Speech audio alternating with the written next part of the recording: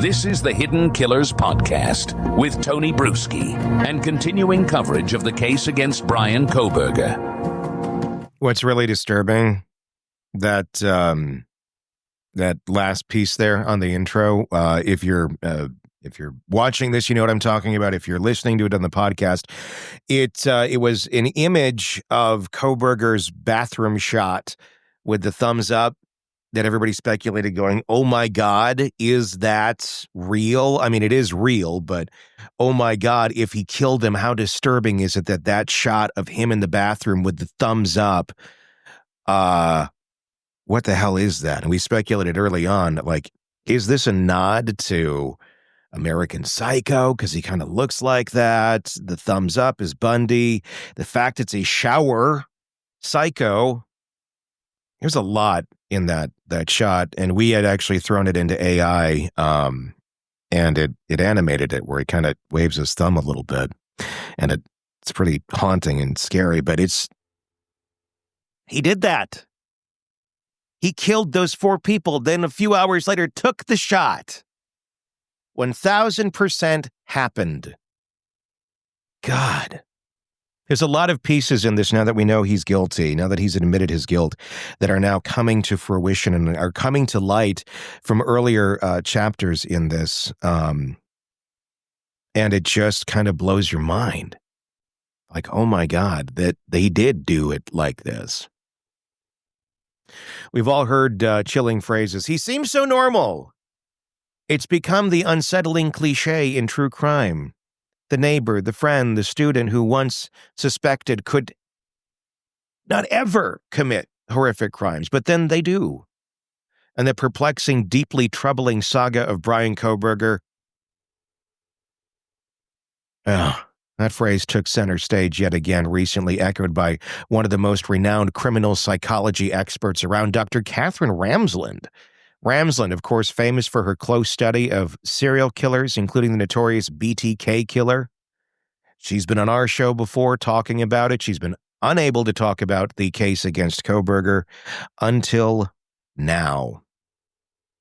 Yeah.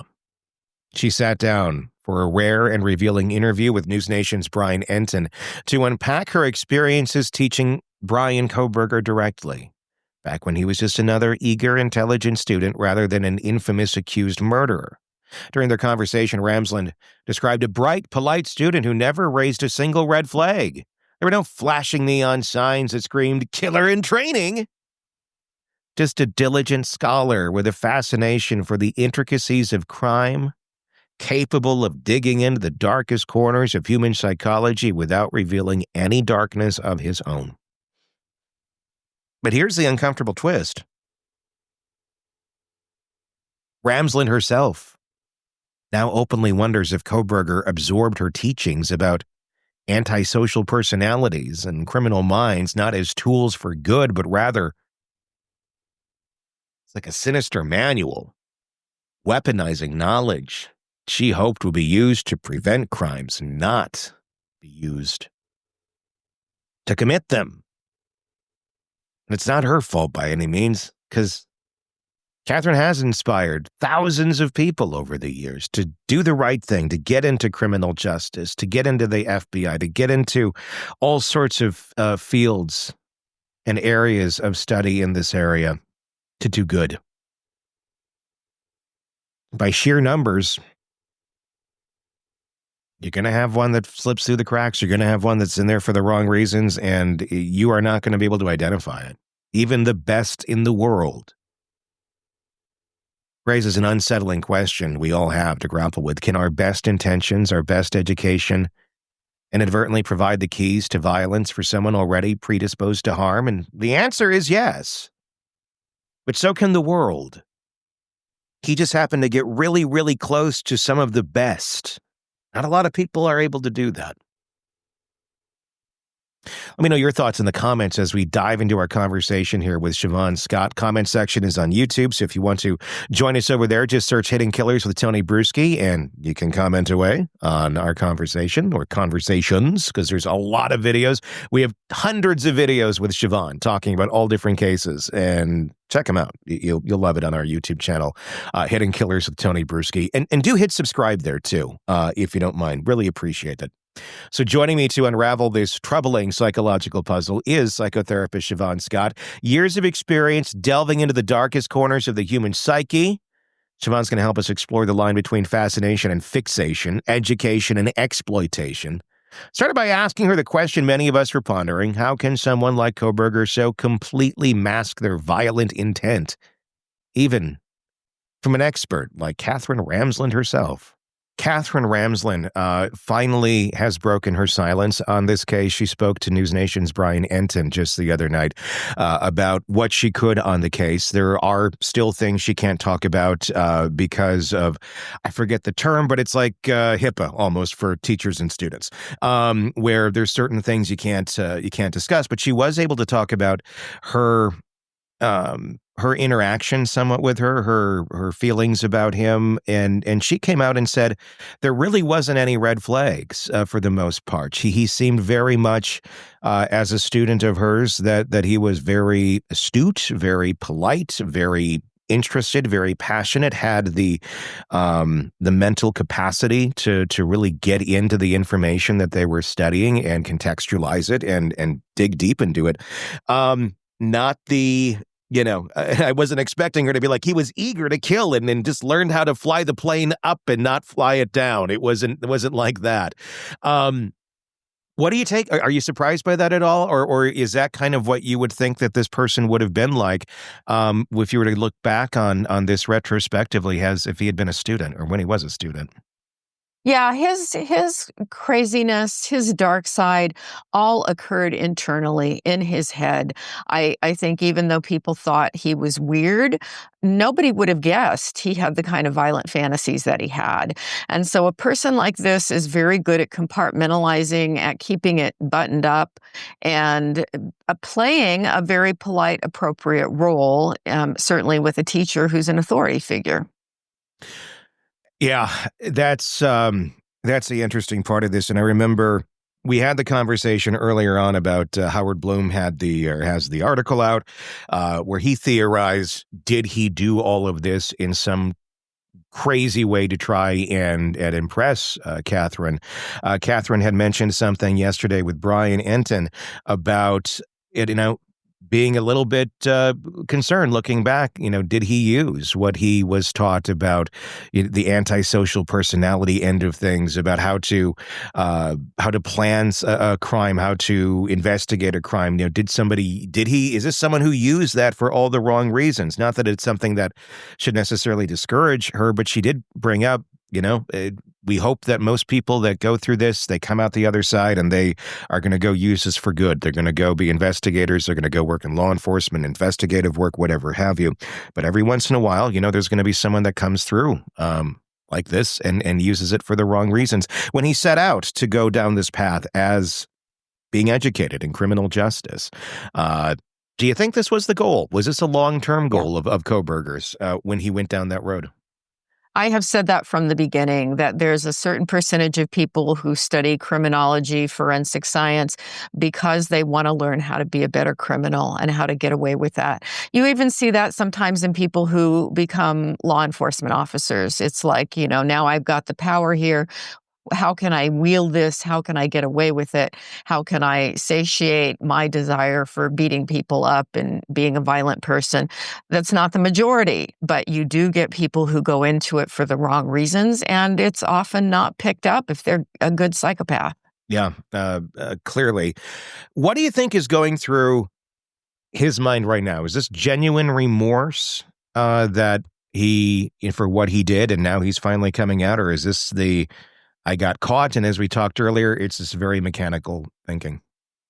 I think it's very mechanical.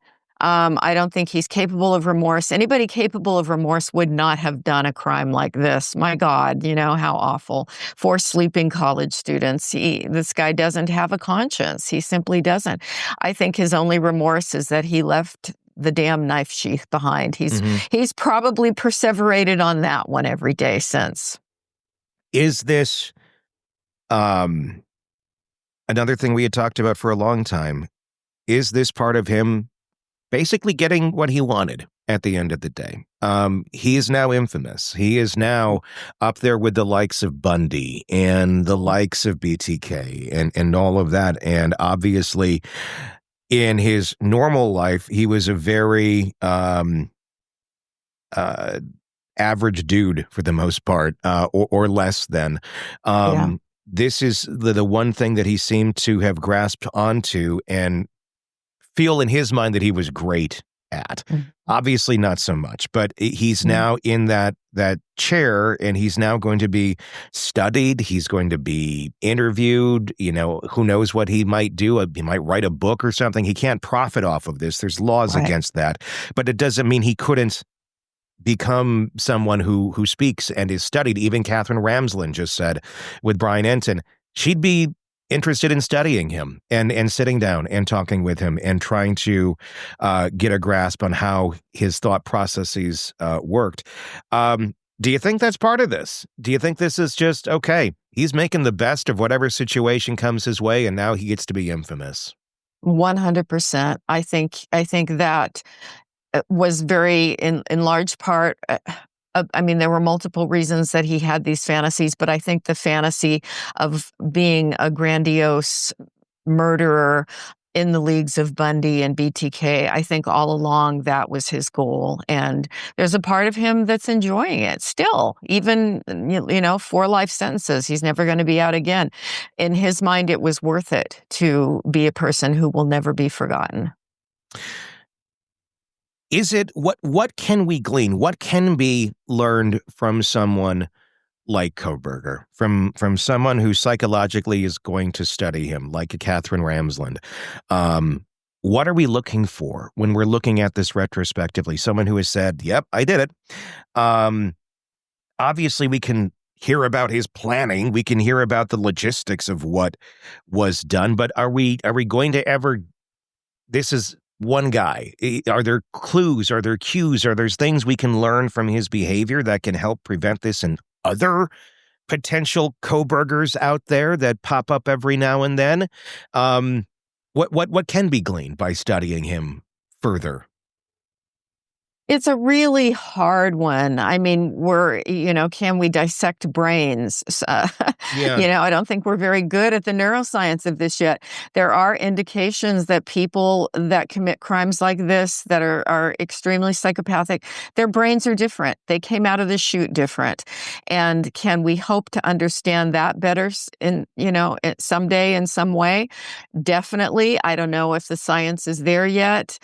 But it's hard to look at the behavior and say, oh, well, here were red flags, because there are lots of weird guys out there. There are lots of guys that are stilted, awkward, don't know how to relate to women, can come off as offensive at times. But there really wasn't anything that would have stood out in this case that said this guy is going to become a mass murderer. I don't think we can spot those things. Short of doing brain scans, which, I don't see that being anytime soon, but who knows? And even if you were to look at that, there has been research done and such that does look at some serial killers, and their brains do look a little bit different to a certain extent, but you can also find people who are not serial killers who have brains that are very similar as well. Every brain has differences. And we do, from the studies with functional magnetic imagery, we do see that the brains of psychopaths have a very different structural connections between the amygdala and the prefrontal cortex. That's the empathy center. But a lot of people who do not become violent have brains like that. And we know that many psychopathic people go into politics and achieve great success, or become salesmen and are very successful. So it's not like we can, brain scan everybody in the country and and go, oh, let's designate the psychopaths here. So we've still got a lot to learn, a lot to work out. And certainly there are red flags. If you've got a young boy fascinated with violent pornography, that's of concern. You want to get that kid into treatment. If you've got a kid that's harming animals, especially, dogs and cats, not just hunting or things like that, but animals that most of us bond with, if they're cruel to animals, that's a red flag. But I don't know that we saw those things with him, and there can be all kinds of hidden things about him that nobody ever saw. So if he were to be studied further by someone like Catherine Ramsland or others, I hope that we can glean some information on, are there other ways we can intervene with people earlier in life? As we close out this unnerving conversation with psychotherapist Shavaun Scott, I keep coming back to one haunting question. How does someone so outwardly ordinary conceal such profound darkness, even from experts, whose life work is understanding exactly that kind of darkness? They do. Because they do, because they can, and because we're human, because Catherine is human. And it seems sometimes these folks are not. Catherine Ramsland's unsettling realization that a student she mentioned might have twisted her lessons on criminal psychology into a how-to guide for violence highlights a sobering reality about the limitations of human perception. We often confront ourselves by thinking evil wears a recognizable face. What happens when the face of danger blends in with everyday life hiding in plain sight? As Shavaun so eloquently reminded us, true psychopathy often doesn't announce itself with glaring warning signs. Instead, it moves quietly, learning, observing, calculating its next move in silence. It forces us to rethink how we recognize danger, to accept the uncomfortable truth that there may never be an exact roadmap for spotting a killer in training. Yet, as we've discussed today, perhaps the real value of studying someone like Kohberger isn't just about understanding him. It's about learning how to prevent the next Kohberger from slipping through the cracks. Can educators, psychologists, and law enforcement better screen or guide those who become too fixated on the darkness? Or must we accept that certain minds will always find ways to weaponize knowledge no matter how closely we watch? One thing is clear. Bryan Kohberger's story forces us to reckon with complexities we'd rather avoid, challenging our comfortable assumptions about who poses a threat and why. They're fine. They're just a little off. And as Catherine Ramsland herself continues wrestling with what she could have missed, we're reminded that when it comes to human psychology, even the experts can be fooled. Until next time, keep your eyes open and don't underestimate what might be lurking right in front of you. Again, comment section on YouTube. Search Hidden Killers with Tony Bruschi. Tell us what your thoughts are on this conversation. We do greatly appreciate it. And please do hit subscribe as well. Helps us grow the channel, and we always appreciate your input. Even an option there now for you, too. If you want to comment before everybody else, you can become a member of our YouTube channel and subscribe and get access to everything before everybody else and binge away. It's nice. It's there for you, ad-free as well. So check that out when you become a paying subscriber. But you can subscribe for free. You can get it all in your feed, and you can comment for free, too. But if you want that extra perk, the advanced and the way to speak early, that's there for you. We do greatly appreciate it if you can become a member. Until next time, for all of us here, I'm Tony Bruschi. We'll talk again real soon. Craving non-stop true crime updates? Press subscribe now and get the latest cases, analysis, and expert commentary delivered straight to your feed. Only from the Hidden Killers podcast and True Crime Today.